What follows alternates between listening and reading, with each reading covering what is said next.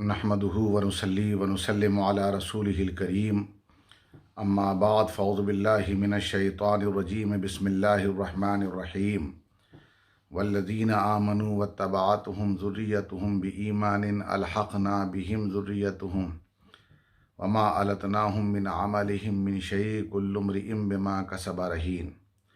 सदक़ल्लाहु मौलानल अज़ीम व बल्लगना रसूलुहुन नबियुल अमीनुल करीम व नहनु अला ज़ालिका लमिनश शाहिदीन व शाकिरीन वल्हम्दुलिल्लाहि रब्बिल आलमीन। इन्नल्लाह व मलाइकतहु युसल्लूना अलन नबी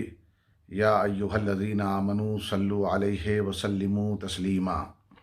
अल्लाहुम्मा सल्लि अला सय्यदिना व नबिय्यिना मौलाना मुहम्मदिन व अला आलि सय्यदिना व नबिय्यिना मौलाना मुहम्मदिन व बारिक व सल्लिम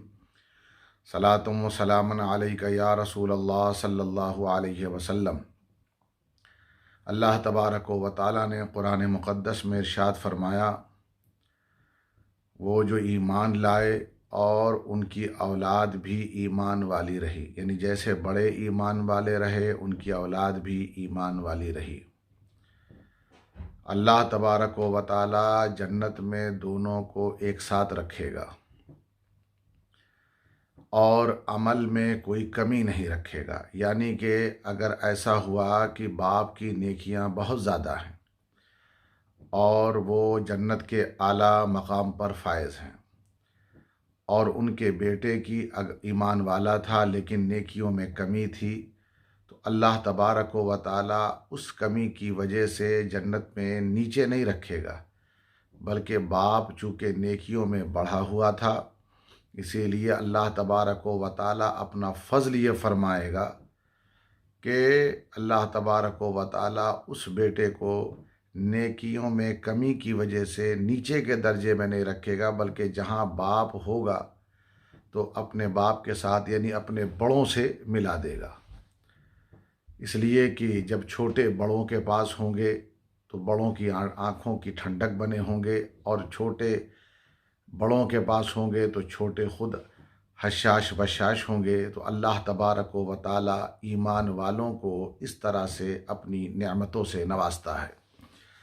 यहाँ एक बात और भी है, फिर आगे इरशाद भी फरमाया इसी आय करीमा में कि हर शख्स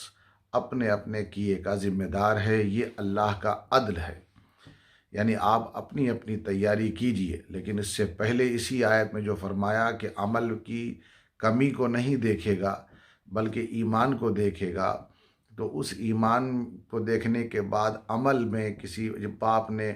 बहुत नेकियां की हैं और वो बुलंदियों पर है जन्नत में, तो अल्लाह तबारक व तआला उनकी औलाद को नेकियों की कमी की वजह से नीचे नहीं रखेगा बल्कि उनके साथ मिला देगा। ये अल्लाह का फ़ज़ल है।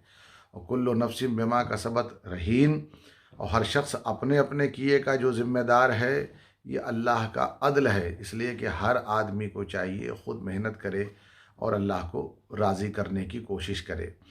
यहाँ ये पता चला फ़ज़ल से अल्लाह ताला नेकियां बढ़ाता है। इसी आयत से ईसाले सवाब, जो हम सवाब पहुँचाते हैं, उसका एक मसला हल होता है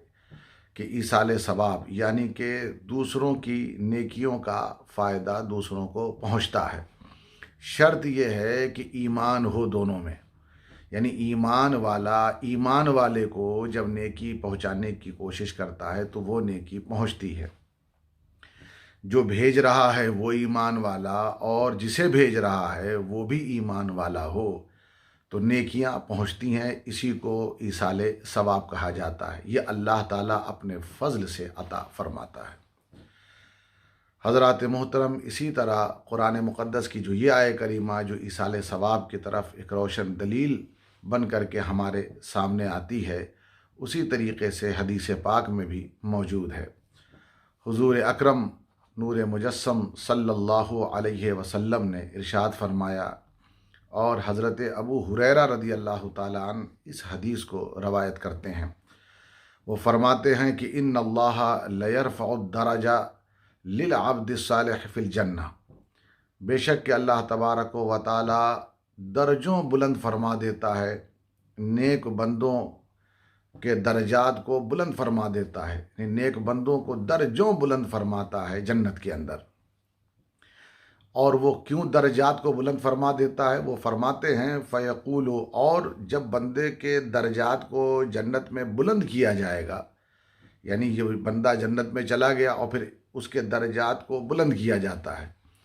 تو درجات کو جب بلند کیا جاتا ہے تو وہ بندہ پوچھتا ہے جس کے درجات کو بلند کیا جاتا ہے کہ فیقول، وہ کہے گا یا رب، اے پروردگار عالم، ان لی ھذہ، یہ میرے درجات جو بلند کیے جا رہے ہیں تو اس کا سبب کیا ہے، اس کا ریزن کیا ہے؟ تو فیقال، پھر کہا جائے گا بے استغفار ولدک لکا، اس لیے کہ تیرے لیے زمین پر تیرا بیٹا استغفار کر رہا ہے، تیری بخشش کی دعائیں کر رہا ہے،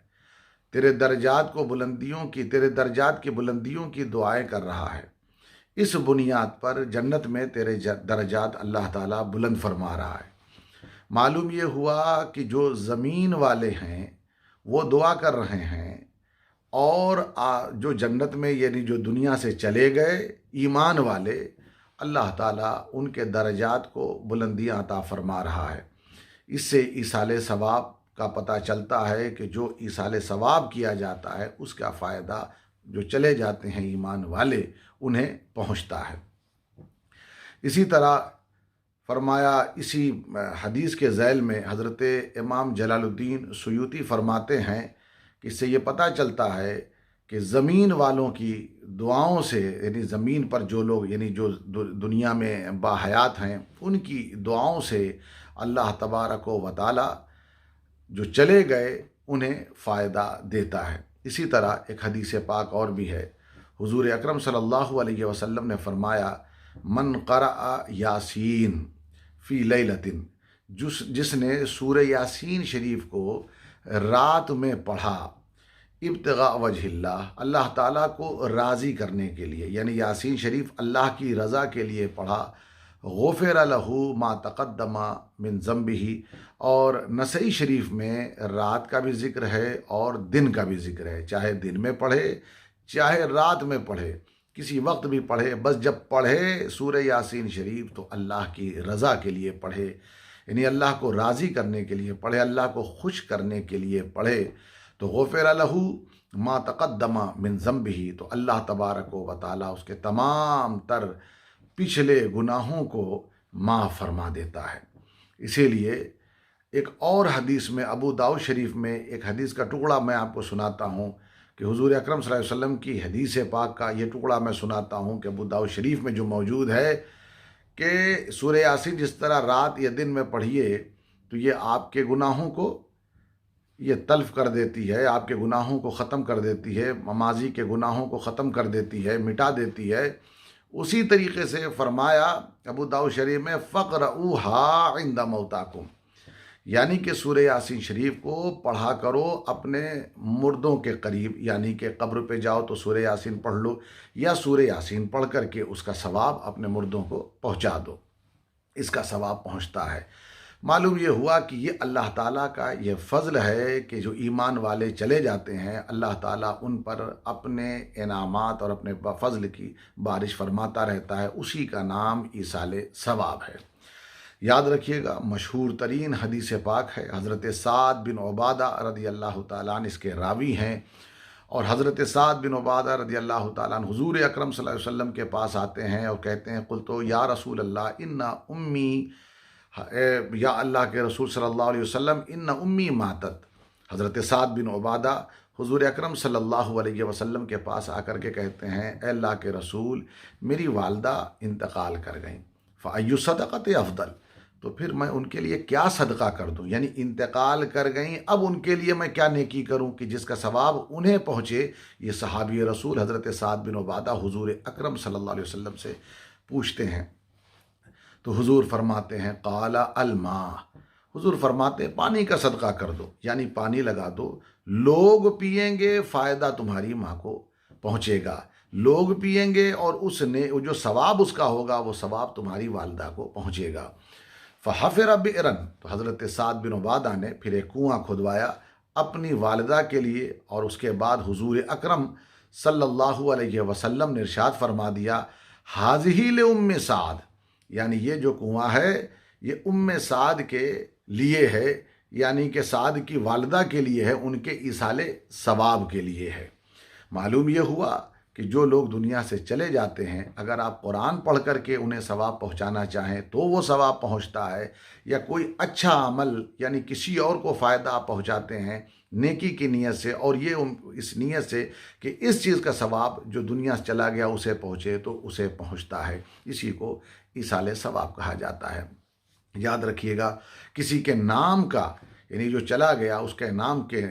پر اگر آپ کسی کو کچھ دیتے ہیں تو وہ ان کے لیے صدقہ بن جاتا ہے، جو نور بن کر کے ان کی قبر میں اترتا رہتا ہے اور قبر کو روشن کرتا رہتا ہے، جیسا کہ شرح الصدور میں حضرت سیدنا امام جلال الدین سیوطی رحمۃ اللہ تعالی علیہ لکھتے ہیں۔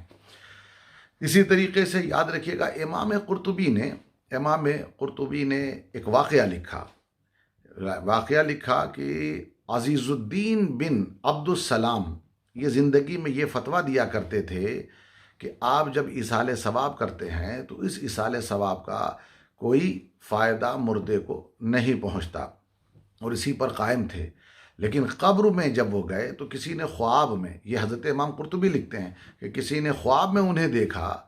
کہ اور پوچھا کہ کیا معاملہ ہے۔ انہوں نے کہا کہ میں تم سے کہتا ہوں کہ میں اپنے فتوے سے جو میں نے زندگی میں فتویٰ دیا تھا اس سے رجوع کرتا ہوں۔ یقیناً یہ جو کہا جاتا ثواب نہیں پہنچتا، میں آج اس منزل میں ہوں کہ یہاں آ کر میں کہتا ہوں یقیناً ثواب پہنچتا ہے۔ تو ایصال ثواب حدیث پاک سے ثابت ہے، اولیاء کرام کے واقعات سے ثابت ہے، اور قرآن مقدس کی اور بھی آیتیں ہیں جس کے اندر ایصال ثواب کی بات ملتی ہے کہ جس سے جو چلا گیا اسے فائدہ پہنچتا ہے۔ تو دوستان محترم، یہی میری گزارش ہے کہ اللہ تعالیٰ فرما رہا ہے کہ تم کل نفس بما کسبت رہین، اپنی تیاری کرتے رہو، ہر ایک اپنے اپنے کیے کا ذمہ دار ہے۔ اپنی تیاری کرتے رہو، لیکن جو دنیا سے چلا گیا اس کے لیے استغفار کرو، اس لیے کہ اس کے لیے تم جب استغفار کرو گے تو اسے فائدہ پہنچے گا۔ آج تم اس کے لیے استغفار کرو گے، کل تمہارے لیے کوئی اور استغفار کرے گا۔ تو یہ جو ایک اخلاص کا سلسلہ ہے، یہ جو ایک اخلاص کی چین ہے، یہ ایک دوسرے سے جڑتی چلی جائے گی اور اللہ کے فضل کی بارش ہوتی رہے گی، اور اللہ تعالیٰ اس طرح اپنے کرم سے ایمان والوں کے خطاؤں کو معاف فرمائے گا، اور اللہ تعالیٰ ان کے درجات کو بھی بلند فرمائے گا۔ اللہ کی بارگاہ میں دعا ہے اللہ تعالیٰ تمام مرحومین کی بخشش و مغفرت فرمائے۔ وآخر دعوانا ان الحمد للہ رب العالمین۔